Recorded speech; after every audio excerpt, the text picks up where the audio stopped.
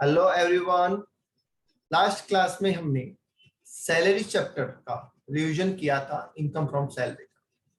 तो आज हम स्टार्ट कर रहे हैं इनकम फ्रॉम हाउस प्रॉपर्टी। मैं पहले एक बार क्लियर कर दूं, ये रिवीजन उन लोगों के लिए है जिनका एग्जाम जून 2021 या दिसंबर 2021 में है। पर ये रिवीजन उन्हीं स्टूडेंट्स के लिए फायदेमंद होगा जो स्टूडेंट्स एक बार अपने सिलेबस को कवर कर चुके हैं। ओके, क्योंकि इसमें हम प्रैक्टिकल क्वेश्चंस नहीं कर रहे हैं, थ्योरेटिकली जो प्रोविजंस हैं, जो मेन बातें हैं, उनको डिस्कस कर रहे हैं। ठीक है, उनका ओवरव्यू मैं आपको दे रहा हूं। तो चलिए शुरू करते हैं इनकम फ्रॉम हाउस प्रॉपर्टी। देखिए, इनकम फ्रॉम हाउस प्रॉपर्टी एक स्पेसिफिक हेड बनाया गया है किस तरीके की इनकम के लिए, रेंटल इनकम के लिए, राइट। तो मतलब इसमें और कोई इनकम नहीं आती, इसमें सिर्फ रेंटल इनकम ही आती है। ठीक है, इसका जो नाम रखा गया है हाउस प्रॉपर्टी, इससे बहुत लोगों को ये लगता है कि इसमें सिर्फ हाउस का ही रेंट कवर होता है, जबकि ऐसा नहीं है। इसमें हर वो कंस्ट्रक्टेड एरिया कवर है जिसका रेंट आपको मिलता है। फॉर एग्जाम्पल, आपकी शॉप हो सकती है, आपकी फैक्ट्री हो सकती है, आपका गोडाउन हो सकता है, वो सब चीजें यहाँ पे कवर है। तो इसके नाम से कंफ्यूज होने की जरूरत नहीं है। आप ये मान के चलिए कि इसमें हर प्रकार का रेंट जो भी किसी भी कंस्ट्रक्टेड प्रॉपर्टी का है वो यहाँ कवर होता है, राइट। ओके, सेक्शंस इसमें 22 से लेके 27 तक कवर होते हैं। 22 इसका चार्जिंग सेक्शन है। ठीक है, तो सबसे पहले हम चार्जिंग सेक्शन की बात कर लेते हैं। हर हेड का एक चार्जिंग सेक्शन होता है जो उस हेड के अंदर आने वाली इनकम का इंट्रोडक्शन देता है कि उस हेड में कौन सी इनकम आएगी। तो इसका जो चार्जिंग सेक्शन है 22, वो बता रहा है हमें पहले ही कि sir income from house property की जो इनकम निकाली जाती है वो कई बार एस्टिमेटेड बेसिस पे भी निकाली जाती है। मतलब ये कि अगर आपने प्रॉपर्टी को लेट आउट नहीं भी किया है, ठीक है, या कम पीरियड के लिए किया है, तो भी उसकी कैलकुलेशन होगी, और नहीं करने पे भी deem to be let out मान के उसकी कैलकुलेशन की जाएगी। कुछ एक्सेप्शन इस बात के हैं, वो हम आगे डिस्कस करेंगे। Every property has inherent capacity to earn. ये क्या मान के चलते हैं कि हर प्रॉपर्टी में कमाने की क्षमता है। तो जब हर प्रॉपर्टी में कमाने की क्षमता है तो हम टैक्स चार्ज क्यों ना करें। इसलिए क्योंकि देखो, बेसिकली ये कंसेप्ट क्यों डेवलप हुआ कि बहुत जगह ऐसा देखा गया है कि बहुत से लोग अपनी प्रॉपर्टी लेट आउट करते हैं पर उसके रेंटल इनकम को एज ए इनकम शो नहीं करते।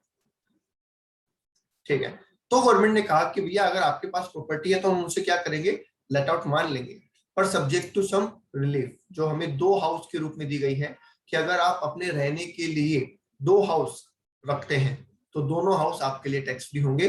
पर उससे ज्यादा अगर आपके पास प्रॉपर्टी है तो 2 हाउस से ज्यादा वाली प्रॉपर्टी को deem to be let out मान लिया जाएगा। तो वो कंसेप्ट इससे बेस्ड है इनहेरेंट कैपेसिटी से, कि हम मान रहे हैं कि उस घर की कमाने की कैपेसिटी है और आप उसको किराए पे नहीं देंगे तो भी टैक्स हम आपसे चार्ज करेंगे, राइट। ठीक है, so it is taxable on notional basis whether actually let out or not. Actually let out है तब तो टैक्स देना ही देना है, पर नहीं भी है तो भी आपको टैक्स पे करना पड़ेगा।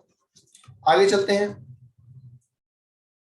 आगे बात है कि सर ये प्रॉपर्टी, हाउस प्रॉपर्टी जो वर्ड यूज किया गया है, इसका मतलब क्या है। जैसा मैंने अभी बताया कि हाउस के नाम से थोड़ा कंफ्यूजन क्रिएट होता है, तो बोला गया कि हाउस प्रॉपर्टी का मतलब है कंसिस्ट ऑफ बिल्डिंग और लैंड अपू टेनेंट दैट टू। मतलब कि या तो बिल्डिंग या फिर बिल्डिंग प्लस उससे अटैच कोई जमीन, उससे जुड़ी हुई कोई जमीन, राइट। ठीक है, आप कहेंगे कैसे सर। देखिए, हम ये मान लेते हैं 2 घर है 2 प्लॉट है, ये मान लीजिए बेसिकली। एक प्लॉट के अंदर कुछ कंस्ट्रक्शन हो रखा है और एक प्लॉट खाली है। अब जब हमने इस प्लॉट को किराए पे दिया ए को, तो इसके अंदर इतना तो कंस्ट्रक्शन है, तो ये तो घर है ही, और ये जो बाकी लैंड है ये अपुटेनेंट देयर टू, मतलब कि लैंड जुड़ी हुई है हाउस प्रॉपर्टी से। तो इसका जो रेंट आएगा वो एचपी में जा सकता है, इस चैप्टर में जा सकता है। पर जबकि अगर हम बात करें इधर, तो इधर तो कोई भी कंस्ट्रक्शन है ही नहीं, ये तो खाली जमीन है।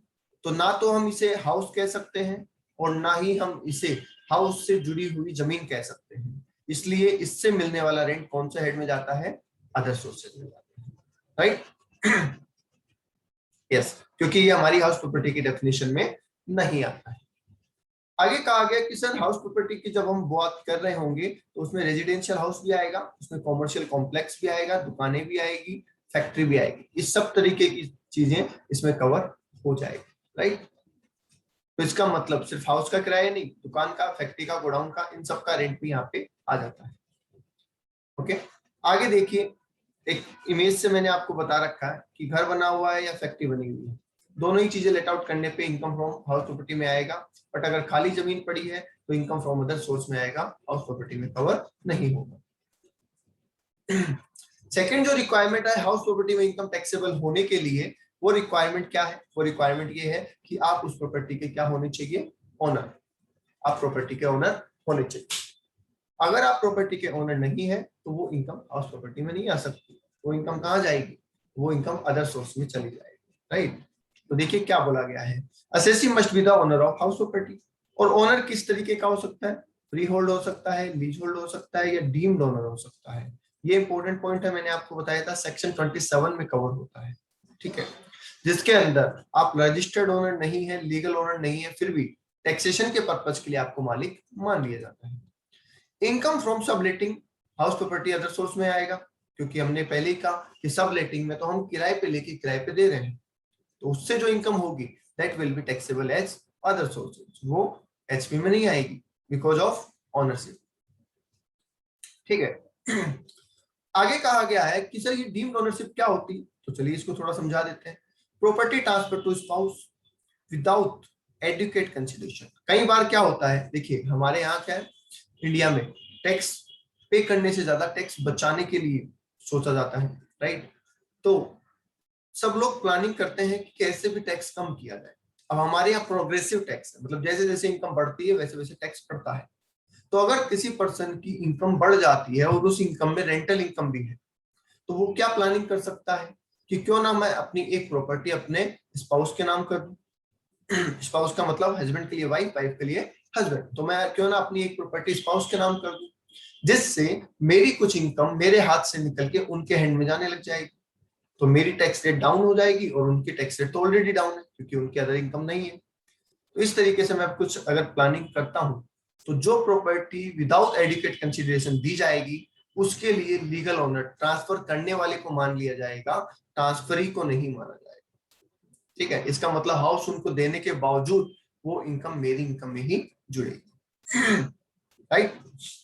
सेम कंसेप्ट माइनर चाइल्ड के लिए भी, कि अगर माइनर चाइल्ड को देते हैं विदाउट एडुकेट कंसिडरेशन तो भी देने वाला ही डीम्ड ओनर माना जाएगा, right. Next, position of property acquired in part performance of contract. इसका मतलब क्या हो गया? इसका मतलब ये हो गया, आप सीधा सीधा समझ लीजिए कि मैंने आपको अपनी प्रॉपर्टी बेचने का वादा किया।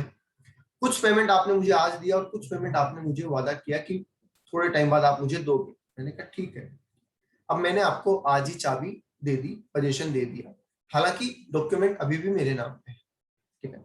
6 महीने बाद मैंने डॉक्यूमेंट आपके नाम करवाए, तो इन 6 महीने के पीरियड में जो रेंट मिला है वो किसको मिला है? आपको मिला है, क्योंकि चाबी आपके पास थी, पोजीशन आपका था, ठीक है। तो ये केस में डीम्ड ओनर आप माने जाएंगे, हालांकि लीगल डॉक्यूमेंट मेरे नाम पे है, पर क्योंकि पार्ट परफॉर्मेंस ऑफ कॉन्ट्रैक्ट हो चुका है इसलिए आप लीगल ओनर माने जाएंगे और वो इनकम आपके हैंड में टैक्सेबल है, ठीक है। Member of housing cooperative society member treated as deemed owner. कई बार क्या होता है, हाउसिंग जो कोऑपरेटिव सोसाइटी होती है मेंबर के लिए कुछ अलॉटमेंट करती है, तो उस केस में मेंबर को डीम्ड ओनर माना जाता है, राइट। डिस्प्यूटेड प्रॉपर्टी, अगर अगर कोई प्रॉपर्टी है और उस पर डिस्प्यूट चल रहा है, मान लीजिए कोर्ट केस चल रहा है दो भाइयों के बीच में कि कौन मालिक है, और उस प्रॉपर्टी से किराया भी आ रहा है। अब इनकम टैक्स वाले कहते हैं कि हम तो किराया उससे लेते हैं जो मालिक है, और मालिक तो डिसाइड ही नहीं है, वो तो कोर्ट डिसाइड करेगा। तो उसके लिए क्या बोला गया कि हम उस पर्सन को मालिक मान रहे हैं ओनली फॉर टैक्सेशन पर्पज, ठीक है। कानूनी उसमें नहीं कि आप बोलोगे कोर्ट की वैल्यू नहीं है, फिर तो नहीं, हम सिर्फ टैक्स लगाने के पर्पज से उस पर्सन को मालिक मान रहे हैं जिसको रेंट मिल रहा है, और हम टैक्स उससे चार्ज करेंगे, राइट। नेक्स्ट पॉइंट बोला था कि 12 साल से ज्यादा की अगर आप लीज देते हैं तो आप उसके डीम्ड ओनर मान लिए जाते हैं। अब यहाँ पे 12 साल एक साथ है या इंस्टॉलमेंट में है, तो मैंने आपको बताया था अगर आप एक साथ 12 साल के लिए लीज देते हैं तो भी आप डीम्ड ओनर माने जाएंगे, और अगर आप कम पीरियड के लिए लेते हैं पर वो लीज भी 12 साल तक एक्सटेंड हो सकती है तो भी आप डीम्ड ओनर माने जाएंगे, subject to renewal period of 12 month. मतलब आपने एक प्रॉपर्टी किराए पे ली जो पहले 2 साल के लिए ली और वो एक्सटेंड हो सकती है, फिर 2 साल, फिर 2 साल, फिर 2 साल, तो जाहिर सी बात है ये 12 साल तक जा सकती है। तो इस केस में आप इसके डीम्ड ओनर मान लिए जाएंगे, राइट। बट अगर आपने प्रॉपर्टी ली 11 महीने के लिए और हर 11 महीने में वो रिन्यू होती है तो जाने को तो ये भी 12 साल जा सकती है, पर ये डीम्ड ओनरशिप के कंसेप्ट में नहीं आएगी क्योंकि रिन्यूअल जो पीरियड है वो 12 महीने से कम का है, राइट। ओके, तो ये डीम्ड ओनरशिप के कंसेप्ट है। इनमें जिनको डीम्ड ओनर माना जाएगा उन पे टैक्स चार्ज होगा। आई होप यहां तक क्लियर होगा आपको। आगे देख लेते हैं, आगे क्या बोला गया कि अगर आप कोई प्रॉपर्टी अपने ही बिजनेस एंड प्रोफेशन में यूज कर रहे हैं तो वो फिर इनकम फ्रॉम बीएनपी में चली जाएगी, ठीक है। अगर आप प्रॉपर्टी अपने खुद के बिजनेस में यूज कर रहे हैं, ठीक है, तो उससे होने वाली कोई भी इनकम बीएनपी में जाएगी, वो हाउस प्रॉपर्टी में नहीं आएगी। किराएदार अगर यूज कर रहा है बिजनेस में उससे हमें कोई फर्क नहीं पड़ता। किराएदार अगर यूज कर रहा है तो हमें तो रेंटल इनकम हो रही है, हम तो रेंट में ही लेके जाएंगे, एचपी में ही लेके जाएंगे, वो चाहे रहने के काम में ले चाहे बिजनेस के काम में ले, उससे हमें कोई फर्क नहीं पड़ता। तो tenant can be use property in any purpose, right. Okay, उसके अलावा हमने बात की थी कि कुछ इनकम ऐसी भी है जो एचपी में टैक्सेबल नहीं है, ठीक है। टैक्सेबल नहीं होने के 2 रीजन हो सकते हैं, या तो वो किसी और हेड में कवर है और या फिर वो इनकम एग्जेम्प्टेड है, ठीक है। तो फार्म हाउस से होने वाली इनकम एचपी में नहीं आती है। ट्रेड यूनियन जो कोई के पास कोई प्रॉपर्टी होती है उससे होने वाली इनकम यहाँ नहीं आती है। लोकल अथॉरिटी को प्रॉपर्टी से जो इनकम होती है वो यहाँ नहीं आती है। 2 सेल्फ ऑक्यूपाइड हाउस हमारे लिए टैक्स फ्री है, ठीक है, इसलिए वो यहाँ नहीं आते हैं। हालांकि हम उनकी कैलकुलेशन करते हैं पर उनसे लॉस ही कैलकुलेट होता है, प्रॉफिट कभी कैलकुलेट नहीं हो सकता। Income from property of charitable और रिलीजियस ऑर्गेनाइजेशन, अगर कोई चैरिटेबल ट्रस्ट है, रिलीजियस ऑर्गेनाइजेशन है और उनको कोई इनकम मिलती है अपनी प्रॉपर्टी से तो वो एचपी में नहीं आती है। और पुराने राजा महाराजाओं को एक 1 पैलेस, जो उनके पास पैलेस होते थे, उनसे कोई इनकम होती है, एक पैलेस उनके लिए टैक्स फ्री किया गया है, अगर उससे कोई इनकम होती है तो वो एचपी में कवर नहीं होगा, ओके। आगे हमने बात की कंपोजिट रेंट। कंपोजिट रेंट का मतलब होता है मिक्स रेंट, ठीक है। कंपोजिट रेंट का मतलब क्या होता है? Mix rent. मिक्स रेंट का मतलब ये हो गया कि हमने एक साथ एक से ज्यादा प्रॉपर्टी को लेट आउट किया है, ठीक है। जैसे बिल्डिंग है उसके साथ प्लांट मशीनरी हो सकता है, फर्नीचर हो सकता है, फैसिलिटी, गैस, वाटर, इलेक्ट्रिसिटी, इस तरीके की कई चीजें हो सकती है और इनका एक कंपोजिट रेंट भी हो सकता है। पर सवाल यह है कि अगर हमारे सामने कंपोजिट रेंट हुआ तो क्या हम पूरा रेंट एचपी में डाल देंगे? नहीं। उसके लिए आपको क्या प्रोविजन दिया गया है वो हम बात कर लेते हैं। अगर आपके पास एक फैक्ट्री है, एक बिल्डिंग है और बिल्डिंग के साथ प्लांट एंड मशीनरी भी है और आप दोनों को ही, फर्नीचर भी मान लीजिए, और आप दोनों ही चीजों को क्या कर देते हैं? लेट आउट कर देते हैं। इन दैट केस आपको क्या करना है? सबसे पहले आपको ये देखना है कि जो रेंट आपको मिल रहा है क्या वो सेपरेबल है, मतलब क्या उसे अलग किया जा सकता है। अगर अलग किया जा सकता है तो फैक्ट्री या बिल्डिंग का रेंट अलग कर लीजिए और प्लांट मशीन की फर्नीचर का रेंट अलग कर लीजिए। जो फैक्ट्री का रेंट है वो आप हाउस प्रॉपर्टी में ले जा सकते हैं क्योंकि फैक्ट्री हाउस प्रॉपर्टी की डेफिनेशन में आती है। बट जो प्लांट मशीनरी और फर्नीचर है उसका रेंट आप कहाँ नहीं ले जा सकते? एचपी में नहीं ले जा सकते। इसलिए उस रेंट को आपको कहाँ ले जाना पड़ेगा? या तो आपको बीएनपी में ले जाना पड़ेगा या फिर आपको अदर सोर्स में ले जाना पड़ेगा। ये डिपेंड करेगा कि आपका बिजनेस क्या है। अगर आपका business he plant and machinery rent पे देना है तब तो वो इनकम आपकी बीएनपी में चली जाएगी, और अगर आपका बिजनेस प्लांट एंड मशीनरी को किराए पे देना नहीं है तो फिर वो इनकम आपके अदर सोर्स में चली जाएगी, ओके। दूसरा केस ये हो सकता है कि जो आपने प्रॉपर्टी लेट आउट की है with plant and machinery furniture, उसका किराया सेपरेबल है ही नहीं, नॉट सेपरेबल। मतलब देने वाले ने साफ कहा कि भैया मैं तो फिक्स अमाउंट दूंगा, मुझे मतलब नहीं है इसमें बिल्डिंग का कितना, प्लांट का कितना, मशीनरी का कितना, फर्नीचर का कितना। आपका जो नेगोशिएशन हुआ वो एज ए होल हुआ है, इंडिविजुअल असेट वाइज नहीं हुआ है। इन दैट केस पूरा का पूरा रेंट आपको या तो बीएनपी में ले जाना होगा या अदर सोर्स में ले जाना होगा, क्योंकि वेदर डायरेक्टली और इनडायरेक्टली प्लांट मशीनरी और फर्नीचर इनका रेंट एचपी हेड में नहीं आ सकता। एचपी हेड में सिर्फ हाउस प्रॉपर्टी का रेंट ही आता है। आगे हमने दूसरा कॉम्बिनेशन देखा जिसमें हमने कहा कि सर बिल्डिंग के साथ अगर कोई फैसिलिटी भी हो जैसे कि गैस, वाटर, इलेक्ट्रिसिटी एक्सेट्रा, ठीक है, तो हम उसमें भी वही काम करेंगे। सबसे पहले हम उन्हें सेपरेट करने की कोशिश करेंगे। अगर सेपरेट हो जाता है तो बिल्डिंग का रेंट कहाँ चला जाएगा? हाउस प्रॉपर्टी में। और बाकी चीजों का रेंट कहाँ चला जाएगा? बीएनपी या अदर सोर्स। तो यहाँ तक तो सेम है। और यहाँ पे अगर सेपरेट नहीं हो सकता तो उस केस में प्रोविजन थोड़ा सा चेंज है, क्योंकि ये बोला गया कि सर जो घर होता है, जो बिल्डिंग होती है, उसमें गैस, वाटर, इलेक्ट्रिसिटी की जरूरत तो होती है, वो तो उसके क्या बोलते हैं एंसिलरी सर्विसेज है, तो उनके बिना तो काम चलता भी नहीं है वैसे। तो अगर इनका रेंट हमें घर में डालना पड़ा तो हम डाल सकते हैं, कोई दिक्कत नहीं। तो सेपरेट नहीं होता तो आप पूरा रेंट इस केस में हाउस प्रॉपर्टी में इंक्लूड कर सकते हैं, राइट। चलिए आगे बात कर लेते हैं हम कंप्यूटेशन। कंप्यूटेशन के लिए मैंने आपको बताया हुआ है कि जो प्रॉपर्टी लेट आउट होती है वो, और जो deemed to be let out होती है वो, इन दोनों ही प्रॉपर्टी की कैलकुलेशन सेम तरीके से होती है। हालांकि लेट आउट वाली प्रॉपर्टी में एक्चुअल रेंट होता है और deemed to be let out में एक्चुअल रेंट नहीं होता है। इतना जरूर फर्क रहेगा, क्योंकि जब डीम्ड किया है, हमने माना है, तो एक्चुअल रेंट आएगा कहां से? ठीक है, तो ये बात हमें ध्यान रखनी है। अब लेट आउट और deemed to be let out में दोनों में मैंने आपको दो सिचुएशन बताई थी। एक सिचुएशन मैंने आपको ये बताई थी जिसमें वैकेंसी पीरियड हमें दे रखा होता है, और एक सिचुएशन ये बताई थी जिसमें वैकेंसी पीरियड नहीं दे रखा होता। ओके, अगर क्वेश्चन में वैकेंसी पीरियड नहीं दे रखा है, नो वैकेंसी, कौन सा? नो वैकेंसी, कोई वैकेंसी नहीं दे रखी है, तो आप कैलकुलेशन कैसे करेंगे? सबसे पहले अपने को क्या लिखना है? म्युनिसिपल वैल्यू लिखनी है, और फिर लिखना है फेयर रेंट। म्युनिसिपल वैल्यू और फेयर रेंट को हम कंपेयर करेंगे, और दोनों में जो ज्यादा होगा वो वाली फिगर हम उठा लेंगे, ठीक है। अब जो ज्यादा फिगर आएगी उसे हम स्टैंडर्ड रेंट, और ये स्टैंडर्ड रेंट कौन बताता है? मैंने आपको बताया हुआ है, ये स्टैंडर्ड रेंट बताता है rent control act. Rent control act में इसको बताया जाता है, तो उसके हिसाब से स्टैंडर्ड रेंट हम लिखेंगे। और जो हायर वैल्यू आई थी वो और स्टैंडर्ड रेंट, इन दोनों को आपस में कंपेयर करेंगे, और इन दोनों में जो कम होगा वो हम ले लेंगे। यहां तक जो वैल्यू हमारी निकल के आती है उसे हम ए पार्ट कहते हैं, और उसका नाम होता है एक्सपेक्टेड रेंट, मतलब उम्मीद है इतनी वैल्यू मिलने की। ओके, उसके बाद हम एक्चुअल रेंट की तरफ बढ़ते हैं, तो 12 महीने का एक्चुअल रेंट लिख लेते हैं पहले हम। उसमें से जितने महीने हम प्रॉपर्टी में खुद रहे, जिसको हम सेल ऑक्यूपाइड पीरियड कहते हैं, उतना लेस कर देंगे। कोई किराया डूब गया है, अनरियलाइज रेंट है, उसको लेस कर देंगे।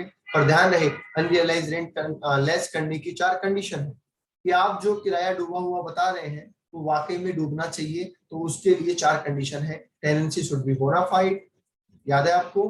Tenancy should be bonafide. दूसरा, tenant has vacated the house property. और तीसरा है tenant is not in occupation of any other house property of the assessee. और फोर्थ पॉइंट क्या था? फोर्थ पॉइंट है necessary legal actions are taken, मतलब आपकी टेनेंसी बोनाफाइड है, आपने किराएदार को घर से निकाल दिया है, क्योंकि भाई किराया डूबा हुआ तो तभी मानेंगे ना जब आपने उसको निकाला है, उसके रहते हुए किराया डूबा हुआ कैसे मान सकते हैं? ठीक है। तीसरी बात, उसको आपने अपनी किसी और प्रॉपर्टी में जगह नहीं दी है। और चौथी बात, आपने उसके खिलाफ सारे एक्शन ले लिए हैं, और फिर भी अगर रेंट वसूल नहीं होता तो रेंट को अनरियलाइज रेंट माना गया है। ये रूल 4 की कंडीशन है। कंडीशन इसलिए बनानी पड़ी कि अगर कंडीशन नहीं बनाएंगे तो सभी लोग कहेंगे साहब हमारा किराया तो डूब गया। ओके, उसके अलावा लेस कर देना एक्स्ट्रा फैसिलिटी टू टेनेंट। अगर हमने टेनेंट को कोई एक्स्ट्रा फैसिलिटी दी है तो जाहिर सी बात है रेंट का कुछ हिस्सा तो वहां पेमेंट हो जाएगा, हमें तो मिलेगा ही नहीं, तो इसलिए हम उसको लेस कर रहे हैं। और लास्ट पॉइंट बोला extra payment made by tenant. अगर टेनेंट ने हमारे बिहाफ पे हमारा कोई लोन या हमारी कोई ईएमआई या ऐसा कोई पेमेंट किया है, ठीक है, जो हमारी लाइबिलिटी थी, तो वो हम यहाँ पे एड ऑन कर देंगे, क्योंकि वो हमें एडिशनल बेनिफिट हो रहा है, राइट। तो कुल मिला के हमें ये रेंट मिलेगा, तो इसको हम बोलते हैं ARR, एक्चुअल रेंट रिसीव और रिसीवेबल। ठीक है, तो यहाँ पे हमारे पास आया एक्सपेक्टेड रेंट, और यहाँ पे हमारे पास आया एक्चुअल रेंट रिसीव और रिसीवेबल। तो इतनी उम्मीद थी और इतनी वास्तविकता है। गवर्नमेंट कहती है कि हम दोनों में से जो ज्यादा होगा उस पर टैक्स चार्ज करेंगे, तो इसलिए हमने यहाँ पे लिखा कि ए और बी दोनों में जो ज्यादा हो उसको सेलेक्ट कर लो, और that will B GAV, gross annual value. मतलब हमारा जो प्रॉपर्टी है, हमारा जो हाउस है, हमारी जो शॉप है, उसकी एनुअल वैल्यू इतनी है, मतलब उससे इतना इनफ्लो हो सकता है। ठीक है, अब इस इनफ्लो में से आपको क्या कर देना है, एक्सपेंसेस लेस करने स्टार्ट करने हैं, जिसमें सबसे पहले हम लेस करते हैं म्युनिसिपल टैक्स। ठीक है, म्युनिसिपल टैक्स लेस करने की दो कंडीशन है। पहली कंडीशन क्या बताई थी आपको, पहली कंडीशन ये बताई थी कि म्युनिसिपल टैक्स तभी कम होगा जब उस टैक्स का पेमेंट हो जाए। और दूसरी बात, पेमेंट भी ऐसा नहीं कोई भी करे, पेमेंट भी किसको करना है, ओनर को करना है। तो म्युनिसिपल टैक्स का पेमेंट होना चाहिए और वो भी ओनर के द्वारा होना चाहिए, तो ही म्युनिसिपल टैक्स को हम लेस करेंगे, वरना म्युनिसिपल टैक्स को हम लेस नहीं करेंगे। साथ ही साथ इस बात का भी ध्यान रखना है कि म्युनिसिपल टैक्स जो होता है वो हमेशा म्युनिसिपल वैल्यू का परसेंटेज होता है। कई बार म्युनिसिपल टैक्स परसेंटेज में दे देते हैं और स्टूडेंट क्या करते हैं, कभी जीएवी का परसेंट निकाल देते हैं, कभी एनएवी का परसेंट निकाल देते हैं। तो ये बात ध्यान रखें कि जो म्युनिसिपल टैक्स होता है वो हमेशा म्युनिसिपल वैल्यू का ही परसेंटेज होता है। राइट, इसमें अलग अलग टैक्स भी आते हैं, जैसे वाटर टैक्स, ठीक है, sewerage tax, house tax, municipal tax. अगर ये कोई भी नाम है तो आप समझ जाइएगा कि ये सारे म्युनिसिपल टैक्स की ही बातें हो रही है। राइट, जैसे ही जीएवी में से हम म्युनिसिपल टैक्स कम करते हैं, हमारे पास एनएवी बच जाती है, नेट एनुअल वैल्यू। ठीक है, और नेट एनुअल वैल्यू में से हमें एक्सपेंसेस कम करने होते हैं। नेट एनुअल वैल्यू में से दो एक्सपेंसेस हम कम करते हैं।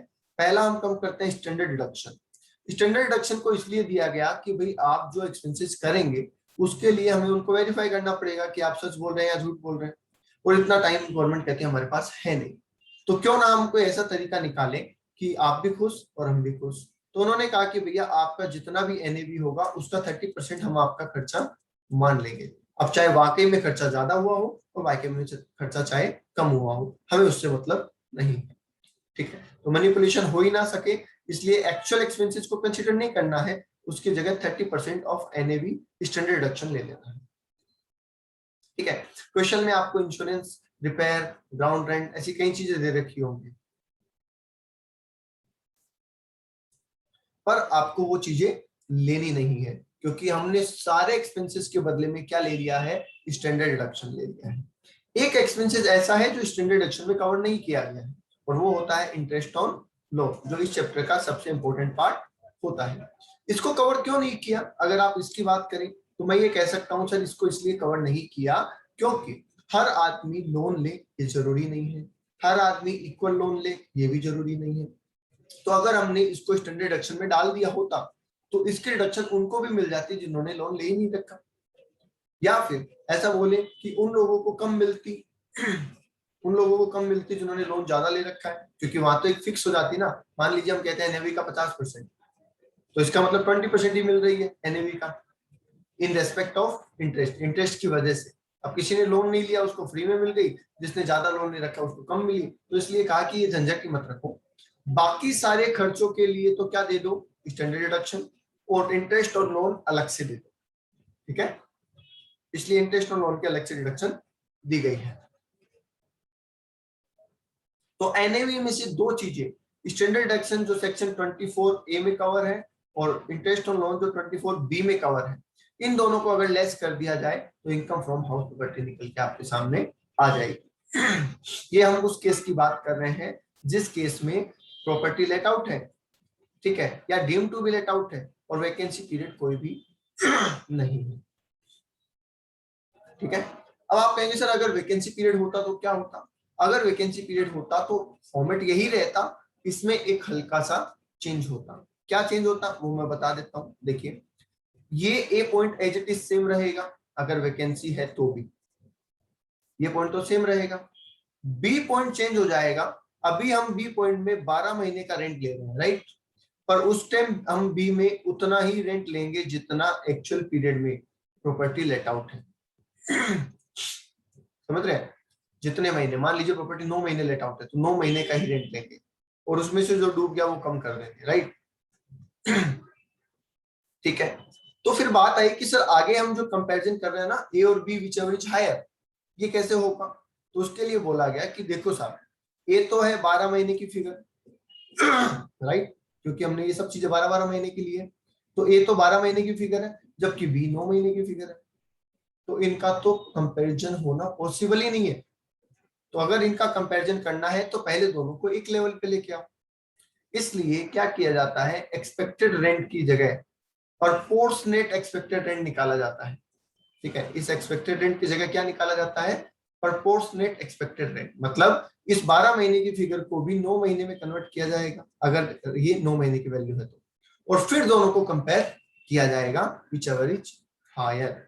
ठीक है, ये चीज मैंने लिखी हुई है नोट्स में, मैं आपको यहाँ दिखा देता हूँ। In case of let out और due to be let out और वैकेंसी पीरियड दे रखा हो तो क्या करना है, सबसे पहले आप एक्सपेक्टेड रेंट निकालेंगे, फिर आप एक्चुअल रेंट निकालेंगे फॉर लेट आउट पीरियड, फिर प्रोपोर्शनेट एक्सपेक्टेड रेंट मतलब कि पीईआर निकालेंगे उतने पीरियड के लिए जितने पीरियड पे प्रॉपर्टी किराए पे है। ठीक है, और फिर इन दोनों को कंपेयर करेंगे क्योंकि ये दोनों सेम पीरियड के लिए है। अब जो भी वैल्यू ज्यादा होगी उस वैल्यू को आप ग्रॉस एनुअल वैल्यू ले लेंगे। पर एक बात यहाँ पे ध्यान रखें, अगर एक्चुअल रेंट ज्यादा है तो ठीक है, ये जीएवी हो जाएगा, बट अगर प्रोपोर्शनेट एक्सपेक्टेड रेंट ज्यादा है तो जीएवी ये नहीं होगा, जीएवी एक्चुअल एक्सपेक्टेड रेंट होगा। ठीक है सर, आप बोलोगे सर ऐसे कैसे, ऐसा इसलिए बेटा कि पीईआर तो हमने जस्ट फॉर कंपैरिजन ही तो लिया है, पीईआर कोई वैल्यू थोड़ी है, पीईआर तो सिर्फ हमने कंपैरिजन के लिए लिया है, वैल्यू तो दो ही है, एक ईआर और एक एआरआर, तो आंसर तो इन दोनों में से ही आना है। PER is just for comparison, right. तो एआरआर और पीईआर को कंपेयर करो, अगर एआरआर ज्यादा आता है तब तो ठीक है, और अगर पीईआर ज्यादा आता है तो आप ईआर को आंसर लेके चलेंगे, ईआर को जीएवी लेके चलेंगे। ओके, और जीएवी लेने के बाद जो आगे का प्रोसेस है वो सेम है, म्युनिसिपल टैक्स कम करेंगे तो एनएवी आएगा, स्टैंडर्ड डिडक्शन और इंटरेस्ट ऑन लोन कम करेंगे तो इनकम निकल के आ जाएगी, राइट। ओके, आगे देख लीजिए, आगे ये कहा गया कि सर अगर सेल्फ ऑक्युपाइड प्रॉपर्टी है तो कैलकुलेशन करनी पड़ेगी क्या। अब बहुत से बच्चे कहते हैं सर वो तो टैक्स फ्री है, उसकी कैलकुलेशन क्यों करनी है। बेटा वो टैक्स फ्री है तो जाहिर सी बात हम उस पर टैक्स तो चार्ज नहीं करेंगे, पर उसके जो लॉसेज हुए हैं उस घर के केस में उसका बेनिफिट तो हम उठा ही सकते हैं। उसका बेनिफिट सर कैसे उठाएंगे, उसका बेनिफिट ऐसे उठाएंगे कि पहले हम उस सेल्फ ऑक्युपाइड प्रॉपर्टी की कैलकुलेशन करेंगे, प्रॉफिट तो होगा नहीं, हो ही नहीं सकता, तो जाहिर सी बात है उसमें लॉस शो होगा, और जो लॉस वहां पे शो होगा ड्यू टू इंटरेस्ट, उसका हम क्या करेंगे, उसको हम दूसरी इनकम से सेट ऑफ कर लेंगे, इसलिए कैलकुलेशन करना तो जरूरी है। तो कैलकुलेशन में क्या बोला गया कि आप कैलकुलेशन स्टार्ट कीजिए कहां से, एनएवी से, नेट एनुअल वैल्यू से, और वो भी कितनी लेके कीजिए, 0, नील वैल्यू। तो जब आप एनएवी 0 लेके स्टार्ट करेंगे और कहेंगे कि 30% स्टैंडर्ड डिडक्शन देना है एनएवी का 30%, तो जाहिर सी बात है ये भी 0 हो जाएगी, तो इसलिए इसका मतलब यहाँ पे इसका कोई रोल नहीं रहेगा। लास्ट वन, सेल्फ ऑक्यूपाइड के केस में भी आप इंटरेस्ट ऑन लोन तो कम कर ही सकते हैं, घर पे तो ब्याज और लोन अगर लिया होगा तो इंटरेस्ट लग रहा होगा, उसको आप यहाँ पे लेस कर दीजिए, और जितना इंटरेस्ट आप यहाँ पे लेस करेंगे उतना ही लॉस आपकी ये प्रॉपर्टी शो करेगी। ठीक है, और इस लॉस की भरपाई आप यहाँ के प्रॉफिट से बिल्कुल कर सकते हैं, समझ गए। तो इसलिए इसको कैलकुलेट करना जरूरी है। ग्रॉस एनुअल वैल्यू कैसे डिसाइड होगी कि मैं आपको ऑलरेडी बता चुका हूं, उन्हीं टर्म को यहाँ पे डिफाइन किया गया है कि म्युनिसिपल वैल्यू का मतलब वो वैल्यू जो म्युनिसिपैलिटी म्युनिसिपल टैक्स लगाने के लिए डिसाइड करती है। फेयर रेंट का मतलब एक तरीके का मार्केट रेंट है। ठीक है, मैं लिख देता हूँ यहाँ पे, ये एक मार्केट रेंट है। स्टैंडर्ड रेंट वो रेंट जो रेंट कंट्रोल एक्ट डिसाइड करता है, और एक्चुअल रेंट रिसीव्ड और रिसीवेबल जो हम कैलकुलेट करते हैं कि मालिक को कितना रेंट मिलने वाला है या मिलने लायक है। आगे बात समझो, ठीक है। अच्छा, एक चीज और समझिए आप बात को, कि हम ये जितनी भी वैल्यूज ले रहे हैं ना, एक्चुअल रेंट, स्टैंडर्ड रेंट हो गया, म्युनिसिपल वैल्यू हो गई, फेयर रेंट हो गई, ये सारी चीजें हम 12 महीने की ले रहे हैं। यस, क्यों, क्योंकि हमारे पास प्रॉपर्टी पहले से मौजूद है।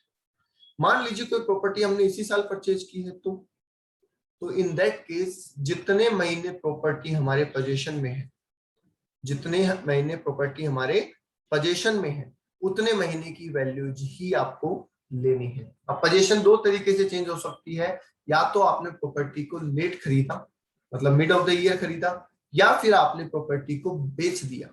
दोनों ही केस में जितने महीने प्रॉपर्टी आपके पास है उतने ही महीने की प्रॉपर्टी वैल्यू को आपको लेना है। ठीक है, तो देखिए क्या लिखा है, अगर मिड ऑफ द ईयर में आपका घर कंप्लीट हुआ है या आपने घर परचेज किया है तो वहां से लेके 31 मार्च तक का ही पीरियड आपको लेना है और वहीं तक की सारी चीजें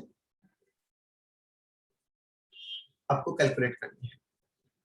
ओके ओके, आगे लिखा है कि अगर फेयर रेंट आपको क्वेश्चन में नहीं दे रखा तो आप एक्चुअल रेंट को फेयर रेंट मान सकते हैं, क्योंकि फेयर रेंट का मतलब क्या होता है, मार्केट रेंट। तो जितने में एक्चुअल में प्रॉपर्टी मिल रही है वही मार्केट रेट है। तो एक्चुअल रेंट को फेयर रेंट को सॉरी एक्चुअल रेंट को फेयर रेंट लिया जा सकता है, एक्चुअल रेंट को फेयर रेंट लिया जा सकता है, राइट। आगे लिखा है सर स्टैंडर्ड रेंट अगर नहीं दे रखा तो इग्नोर कर देना। अच्छा ऐसा क्यों लिखा, ये वैसे पॉइंट इंपॉर्टेंट है। कई लोग क्या करते हैं, अगर नॉट एप्लीकेबल लिखा है या फिर डैश लगा रखा है तो उसकी जगह वो क्या ले लेते हैं, जीरो। नहीं, आपको जीरो नहीं लेना है। नॉट एप्लीकेबल का मतलब वो उस पर एप्लीकेबल ही नहीं है और डैश का मतलब उसकी वैल्यू हमारे पास नहीं है। जीरो खुद एक वैल्यू है, तो अगर आपने जीरो लिख दिया तो वो वैल्यू फिर कंसिडर हो जाएगी वहां पे, जो कि हमें नहीं करनी है। तो दैट्स वाई अगर वैल्यू नहीं दे रखी है किसी भी चीज की तो आप उसे इग्नोर करें, उसके जगह जीरो जैसी कोई वैल्यू ना लें, राइट। चलिए आगे म्युनिसिपल टैक्स को डिफाइन किया गया, जो मैं आपको पहले ही बता चुका हूं कि म्युनिसिपल टैक्स हमेशा म्युनिसिपल वैल्यू का परसेंटेज होता है। अगर आपने पेमेंट किया है तो डिडक्टेबल है और किराएदार ने पेमेंट किया तो डिडक्टेबल नहीं है। 24A में स्टैंडर्ड डिडक्शन मिलती है 30% ऑफ एनएवी, और वो इसलिए मिलती है क्योंकि आपने घर के लिए कुछ खर्चे किए होंगे और ये फिक्स्ड है 30% ऑफ एनएवी। इसको एक्चुअल खर्चों से कोई मतलब नहीं है, चाहे कम हुआ हो चाहे ज्यादा हुआ हो, ठीक है। स्टैंडर्ड डिडक्शन के अलावा एक्सपेंसेस, किसी और एक्सपेंसेस की आपको कोई डिडक्शन नहीं मिलने वाली है, तो इस बात का आप ध्यान रखें। ओके चलिए आगे देख लेते हैं। अब यहाँ पे एक ही पॉइंट बचता है, मेन जो पॉइंट है इस चैप्टर में वो मैंने आपको बताया, इंटरेस्ट ऑन लोन 24B। देखिए इंटरेस्ट ऑन लोन इतना इंपॉर्टेंट यहाँ पे क्यों है, ये कॉम्प्लेक्स नहीं है, इसको आप बना दिया गया है कॉम्प्लेक्स, मतलब एक बच्चों का माइंड सेट हो जाता है कि सर ये तो बड़ा ही कॉम्प्लेक्स है, ऐसा कुछ भी नहीं है, ठीक है। देखिए क्या होता है, अगर आपने घर परचेज किया लोन लेके तो कोई दिक्कत नहीं आती है, क्योंकि जैसे ही आप लोन लेके घर परचेज करते हैं पोजीशन आपके पास होता है, तो जनरली जिस साल घर के लिए लोन लेते हैं उसी साल घर में पोजीशन भी हमें मिल जाता है। तो इसलिए दोनों सेम ईयर में रहते हैं, तो घर बनने से पहले का मतलब घर एक्वायर करने से पहले का इंटरेस्ट या बाद का इंटरेस्ट, ऐसा कोई लफड़ा होता ही नहीं। ये कंडीशन होती है कंस्ट्रक्शन के केस में, ठीक है। जब हम घर बना रहे होते हैं तो हमारे घर में जो पैसा लगना स्टार्ट हो जाता है वो तो जिस दिन कमेंसमेंट ऑफ कंस्ट्रक्शन होता है उसी दिन से स्टार्ट हो जाता है, पर इनकम जो होती है वो घर बनने के बाद होती है। मतलब ये एक टाइम गैप हो जाता है कि यहाँ से हमने कंस्ट्रक्शन स्टार्ट किया, यहाँ पे घर कंप्लीट हुआ, तो जो रेंटल इनकम होगी वो तो यहाँ से होगी, इससे पहले हो ही नहीं सकती, पर जो इंटरेस्ट लगता है वो तो यहीं से लगना स्टार्ट हो जाता है, समझ रहे। तो इसलिए यहाँ पे दो कंसेप्ट आ जाते हैं, एक प्री कंस्ट्रक्शन मतलब घर बनने से पहले का इंटरेस्ट, और एक पोस्ट कंस्ट्रक्शन जो घर बनने के बाद का इंटरेस्ट है। अब प्री कंस्ट्रक्शन का इंटरेस्ट 1 साल का भी हो सकता है, 2 साल का भी हो सकता है, 5 साल का भी हो सकता है, डिपेंड करता है घर बनाने में कितना टाइम लग गया, ठीक है। तो इसलिए उसको कैपिटल इंटरेस्ट बोला गया क्योंकि वो 1 साल से ज्यादा का हो सकता है, और रेवेन्यू इंटरेस्ट जो पोस्ट है उसको बोला गया क्योंकि वो हमेशा 1 साल का ही चलेगा, राइट, ठीक है। अब क्योंकि ये इकट्ठा हो गया था इंटरेस्ट, ये एक्यूमुलेट हो गया था इतने टाइम का, तो इसकी डिडक्शन हम एक साथ उस ईयर में नहीं दे सकते जिस ईयर घर बन के रेडी हुआ, क्योंकि पहले साल हम बोलते हैं सर इतनी कमाई नहीं होगी जितना एक्सपेंसेस हम क्लेम करेंगे, तो इसलिए बोला कि आप एक साथ क्लेम मत करो, आप एक काम करो, जो इकट्ठा हो गया है इंटरेस्ट जो एक्यूमुलेट हो गया है उसकी डिडक्शन हम आपको 5 किस्तों में बराबर बराबर देंगे, मतलब 20-20% 5 साल तक अलाउ करेंगे। घर बना पहले साल 20%, दूसरे साल 20%, तीसरे साल 20%, चौथे साल 20%, पांचवें साल 20%, लो जी। इस तरीके से प्री कंस्ट्रक्शन के इंटरेस्ट को आपको अलाउ किया जाता है 5 साल तक।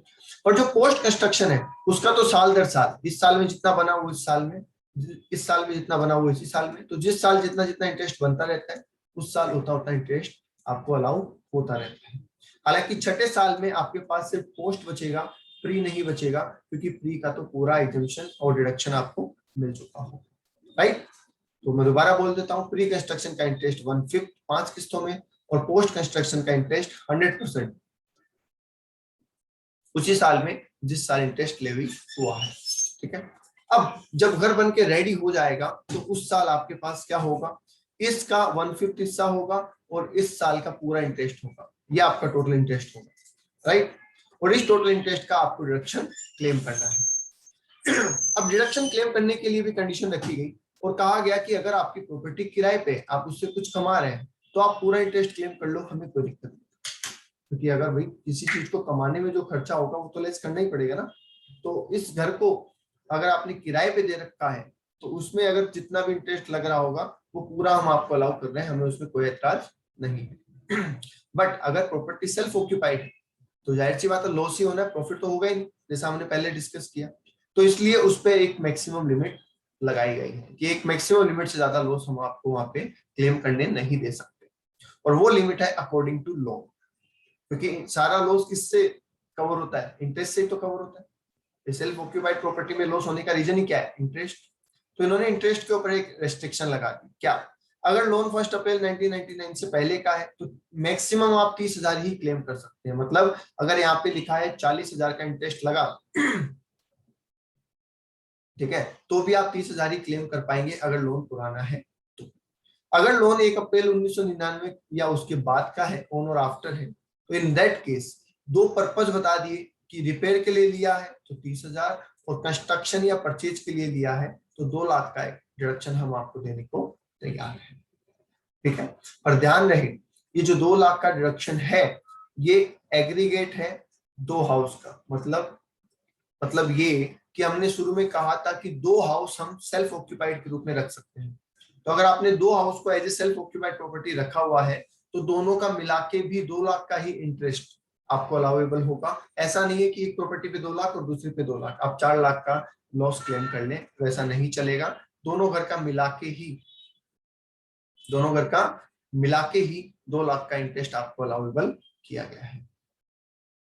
ओके मतलब ये कि आपके पास 2 घर हैं, H1 H2, H1 भी सेल्फ है, H2 भी सेल्फ है।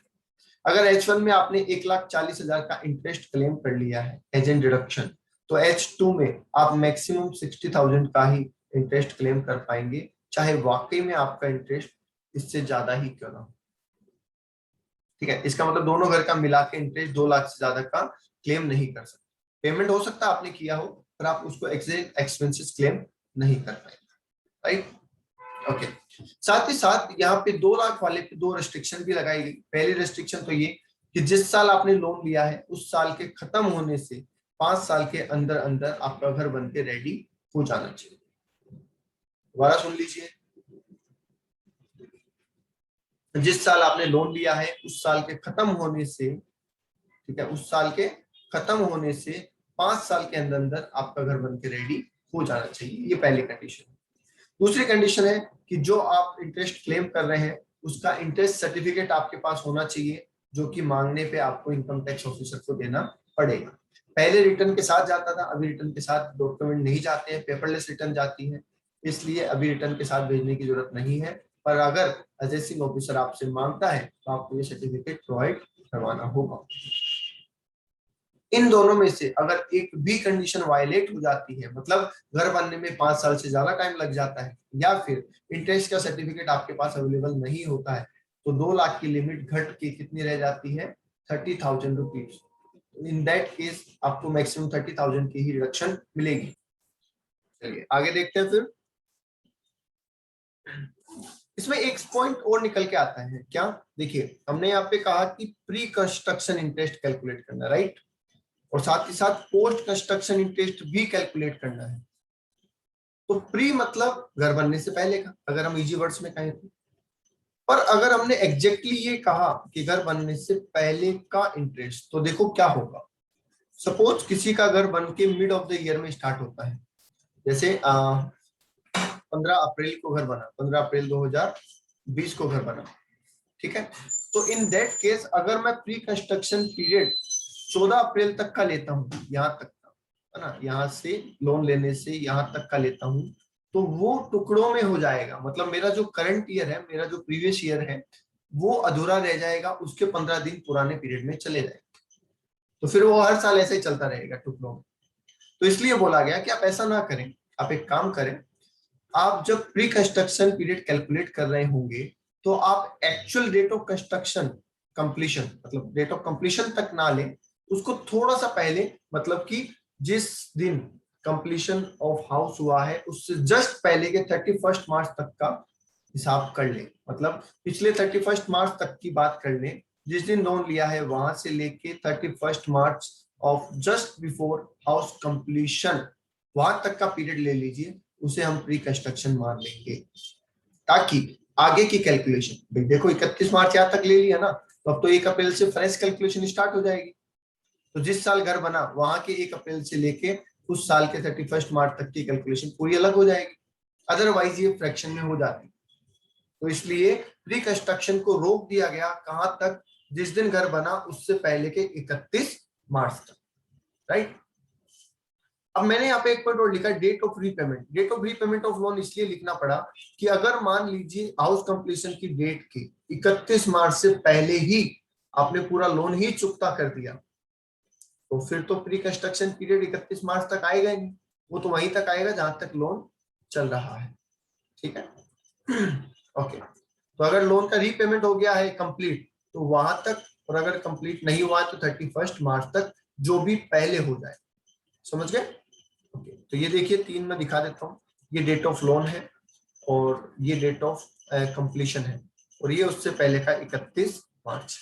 अब अगर इससे पहले रीपेमेंट हो गया मान लो यहाँ, तब तो आपका प्री कंस्ट्रक्शन इतना ही होगा, और अगर रीपेमेंट नहीं हुआ तो आपका प्री कंस्ट्रक्शन इतना होगा, समझ गए। तो ये फर्क यहाँ पे रहेगा। कैलकुलेशन का तरीका सिंपल है, एक सिंपल इंटरेस्ट जैसे हम निकालते हैं कि जितना लोन है, जितनी इंटरेस्ट रेट है और जितना प्री कंस्ट्रक्शन का पीरियड है, उतने हिसाब से निकाल दो। 1 साल है तो सीधा निकाल दो, कुछ महीनों में है तो डिवाइड बाय 12 करके उसको ईयर में कन्वर्ट कर लो। तो ये तो सिंपल इंटरेस्ट है, इसमें इतना दिमाग लगाने की जरूरत नहीं है। आप इंटरेस्ट रेट पर एनम लिखते हैं, इसलिए इन्होंने जितना पीरियड है मंथ में उसको डिवाइड बाय 12 कर दिया ताकि पीरियड भी ईयर्स में आ जाए, राइट। ये पॉइंट मोस्ट इंपोर्टेंट मार्क कर लेना, interest is deductible on due basis whether paid और नो। बहुत बार ये कंफ्यूजन कर देते हैं क्योंकि 2 चीजें हैं, म्युनिसिपल टैक्स की छूट तभी मिलती है जब पेमेंट हो जाए, जबकि इंटरेस्ट की छूट ड्यू बेसिस पे मिल जाती है चाहे पेमेंट हुआ हो और चाहे ना हो। एग्जाम में वो लिख देते हैं कि साहब इतना इंटरेस्ट बनता है, उसमें से आधा पेमेंट हो गया और आधा नहीं हुआ। बच्चा ये देखते क्या करेगा, वो बोलेगा साहब आधा पेमेंट हुआ, आधा अलाउ कर दो, आधा डिसअलाउ कर दो। पर ऐसा नहीं होगा, इंटरेस्ट के केस में ड्यू बेसिस पे ही अलाउ हो जाएगा, पेमेंट होना कोई जरूरी नहीं है। अगर आपने इंटरेस्ट इंडिया के बाहर पेमेंट किया है, आउटसाइड इंडिया पेमेंट किया है, तो टीडीएस काटना जरूरी है। अगर आपने टीडीएस नहीं काटा तो फिर वो एडमिसेबल नहीं हो, ठीक है। अगर पुराना लोन चुकाने के लिए, अब यहाँ पे मैं कुछ बातें कह दूं, हालांकि वो नोट्स में नहीं है तो मैं बता दूं आपको। अगर आपने लोन लिया, ध्यान से सुन लेना इस चीज को, अगर आपने लोन लिया परचेज के लिए चलेगा, अगर आपने लोन लिया कंस्ट्रक्शन के लिए चलेगा, अगर आपने लोन लिया रिपेयर के लिए चलेगा, अगर आपने लोन लिया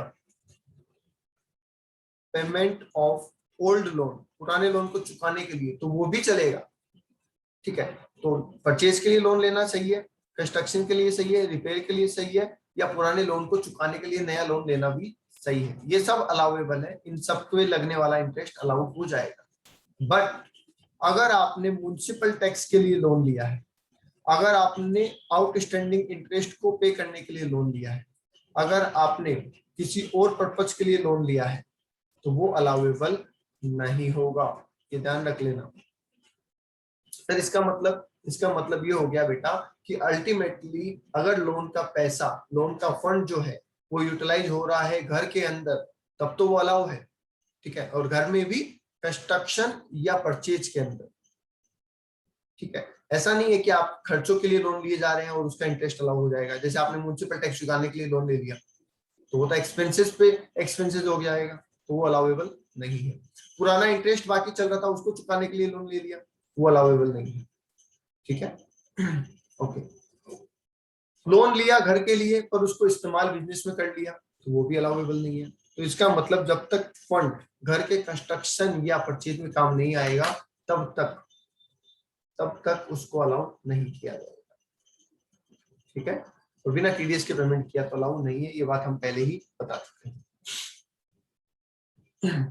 आगे देख लेते हैं, थोड़ा सा और बचा है हमारा। House property remain vacant whole year. अगर कोई प्रॉपर्टी पूरे साल ही खाली पड़ी रही हो तो, अगर कोई प्रॉपर्टी पूरे साल ही खाली पड़ी रही हो तो इसमें एक पॉइंट डाला गया स्पेशल, क्या है, मैं इसको इंपॉर्टेंट मार्क कर देता हूं। If assessee has only one house property is not occupied due to employment at any other place remain vacant whole year in case of property treated as self occupied। आप कहोगे sir ये बात तो समझ में नहीं आई, चलो मैं दोबारा बता देता हूं। मान लीजिए मेरे पास दिल्ली में एक हाउस, एक ही हाउस है ऑल ओवर वर्ल्ड में, मतलब मेरे पास कोई मल्टीपल हाउसेज नहीं है, एक ही हाउस, और वो भी कहाँ है, दिल्ली में। मैं काम करता हूँ जयपुर में, तो इसलिए मैं दिल्ली वाले घर में रह नहीं पा रहा, तो जाहिर सी बात है मुझे जयपुर में क्या है वो लेना पड़ेगा, रेंटेड हाउस लेना पड़ेगा। तो मेरा खुद का मकान पड़ा है दिल्ली में, पर मुझे यहाँ पे रेंट के हाउस में रहना पड़ रहा है मेरे काम की वजह से, समझ गए। अब काम की वजह से रह रहा है तो मेरे पास दो चॉइस थी, या तो मैं उस घर को खाली पड़ा रहने दूं या मैं उस घर को किराए पे दूं। अगर मैं दिल्ली वाले घर को किराए पे देता हूं तब तो उस पर टैक्स लगेगा, तो सोचने की बात ही नहीं है। अगर वो प्रॉपर्टी पूरे साल ही खाली पड़ी रहती है तो उसे सेल्फ ऑक्यूपाइड मान लिया जाएगा। ठीक है, सेल्फ ऑक्यूपाइड इसलिए मान लिया जाएगा कि भैया एक घर आप मुझे टैक्स फ्री करने वाले थे, ठीक है, अब मैं मजबूरी में उसमें नहीं रह पा रहा, तो क्या आप मेरी मजबूरी का फायदा उठाओगे, क्या आप उससे टैक्स चार्ज करोगे, ये कहते हुए कि भैया तुम रह तो रहे नहीं तो हम तुमसे टैक्स चार्ज करेंगे। तो इसलिए बोला गया नहीं नहीं ऐसा हम नहीं करेंगे। अगर आप नौकरी की वजह से या जॉब की वजह से वहां नहीं रह पा रहे हैं तो हम उसको लेट आउट मान लेंगे, पर शर्त यह है कि आपके पास एक ही, हम उसको सेल्फ ऑक्यूपाइड मान लेंगे, पर शर्त यह है कि आपके पास एक ही घर होना चाहिए। ओके, चलिए नेक्स्ट का आ गया है, इफ असेसी है more than one house property. अगर असेसी के पास क्या है, दो या दो से ज्यादा हाउस प्रॉपर्टी है तो क्या होगा, दो या दो से ज्यादा हाउस प्रॉपर्टी है तो टू, क्योंकि अमेंडमेंट हो गया ना, दो हाउस को तो सेल्फ मान लिया जाएगा और बाकी बचे हुए जितने भी हाउस है उनको deem to be let out मान लिया जाएगा, राइट।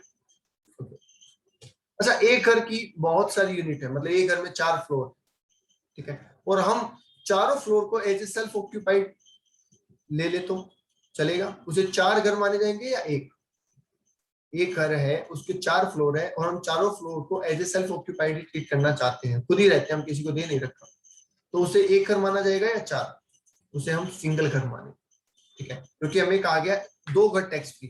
2 घर कितने बड़े टैक्स फ्री है ये तो नहीं बोला गया। आज मुकेश अंबानी का घर 27 मंजिल का है तो वो एक ही तो घर माना जाएगा, समझ गए। ओके, दूसरी बात, अगर आपके पास आपके घर में मल्टीपल फ्लोर है, मल्टीपल यूनिट है, ठीक है, और आप उनको किराए पे देते हैं तो फिर उन्हें सेपरेट माना जाएगा, ठीक है, तो फिर उन्हें सेपरेट मान लिया जाएगा और उनका अलग से टैक्सेशन हो जाएगा सब।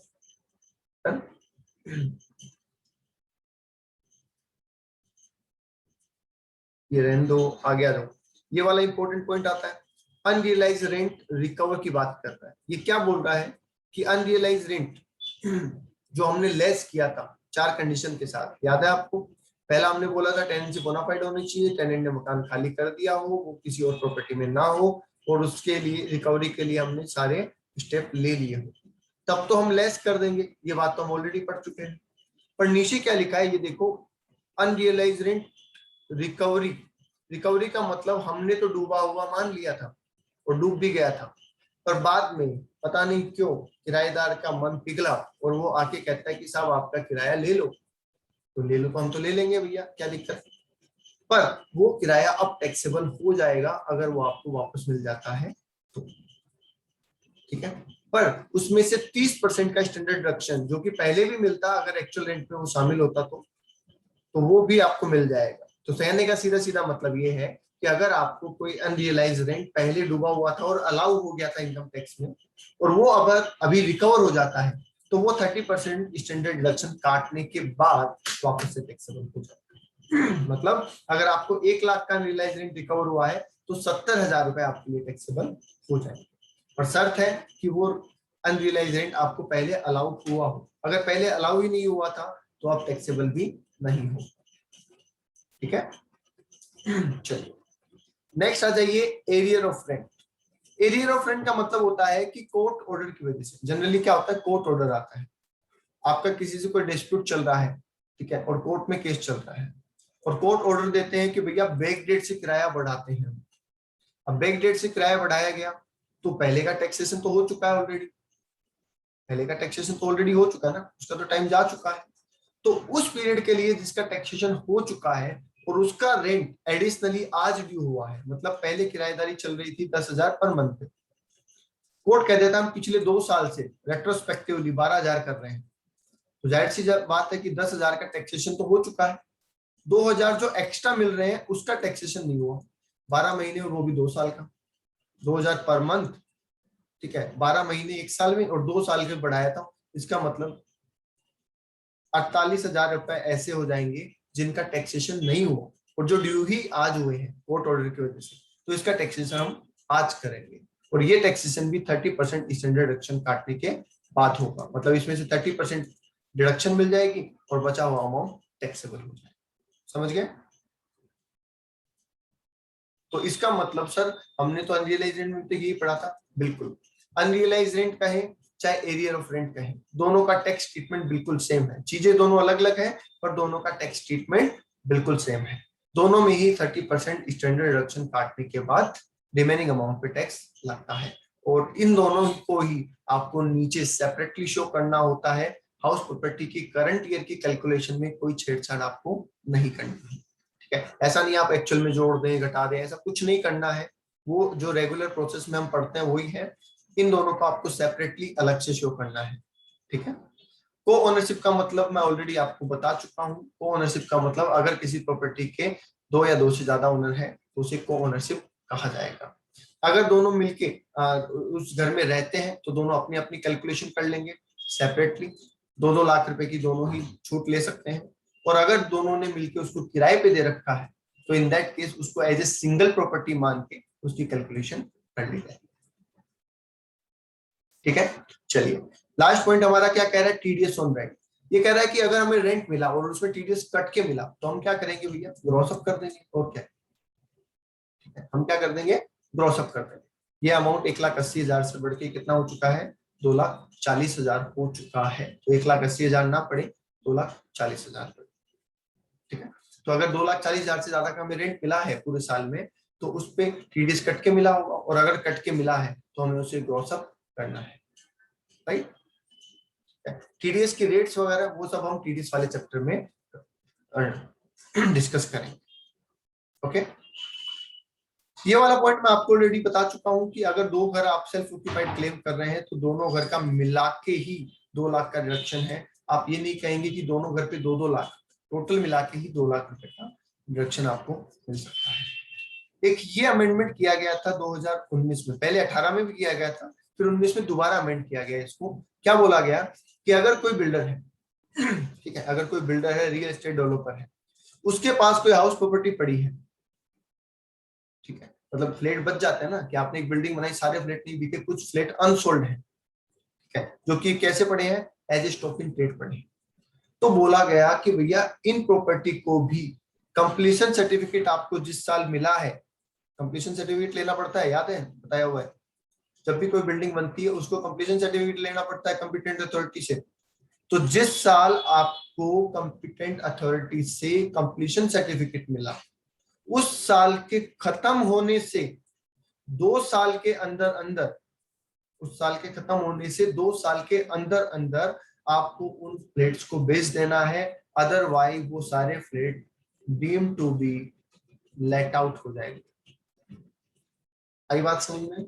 दोबारा कह देता हूं, अगर बिल्डर के पास अनसोल्ड प्रॉपर्टी पड़ी है एज ए स्टॉक, तो कंप्लीशन सर्टिफिकेट जिस साल मिला है उस साल के खत्म होने से 2 साल के अंदर अंदर उन्हें वो फ्लैट बेच देने हैं, अदरवाइज वो deem to be let out मान लिए जाएंगे और बिल्डर को हाउस प्रॉपर्टी में टैक्स भी देना पड़ेगा, ओके। आई होप आपके सारे डाउट्स क्लियर हो गए होंगे और ये चैप्टर आपके रिवाइज हो गया होगा।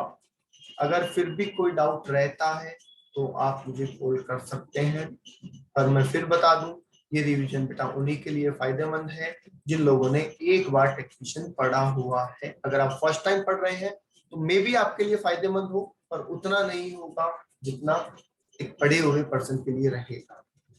आज के लिए इतना ही। Thank you.